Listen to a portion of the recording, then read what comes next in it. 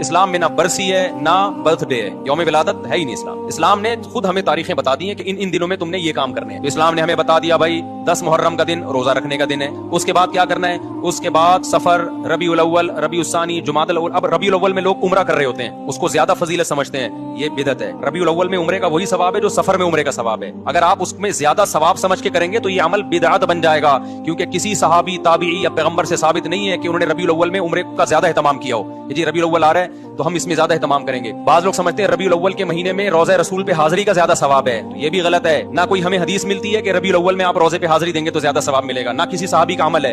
صحابہ کی نظر میں روزے پہ حاضری محرم ہو، سفر ہو، ربیع الاول ہو، ربیع الثانی ہو، ان تمام مہینوں میں برابر تھی، کسی مہینے کو انہوں نے ویلیو نہیں دی۔ عرب لوگ حیران ہوتے ہیں کہ ربیع الاول میں روزہ رسول پر اتنے انڈین پاکستانی آ کے جمع ہو جاتے ہیں، یہ کیوں ہو رہے ہیں؟ سعودی عرب والے اور عرب حیران ہوتے ہیں کہ بھائی یہ پورے سال اتنا رش نہیں ہوتا، ربیع الاول میں روزہ رسول پہ اتنے پاکستانی آتے ہیں۔ تو ان کو پھر ہم بتاتے ہیں کہ بھائی یہ پاکستانیوں کا عقیدہ ہے کہ ربیع الاول میں روزے پہ حاضری پہ زیادہ ثواب ملے گا، تو حیران ہوتے ہیں کہ یہ کون سی حدیث سے نکالا ان لوگوں نے مسئلہ۔ تو کسی مہینے میں عمرہ کرنا یا نبی کے روزے پہ حاضری دینا زیادہ ثواب ہے یا نہیں، یہ قرآن و سنت سے ثابت ہوگا تو ہم مانیں گے، اپنی طرف سے نہیں کر سکتے۔ تو رمضان میں آتا ہے ہمیں کہ رمضان میں عمرہ حج کے برابر، یہ بھی مبالغتاً تشبیہ دی جاتی ہے، 100% حج کے برابر نہیں ہو سکتا کیونکہ حج ہے، لیکن نبی صلی اللہ علیہ وسلم نے اس کی فضیلت کو بیان کرنے کے لیے کہ گویا حج کے برابر ہے۔ آگے پھر علماء کی اس پہ بحث ہے، اس حدیث کا کیا مطلب ہے، ابھی میں اس میں نہیں جاتا۔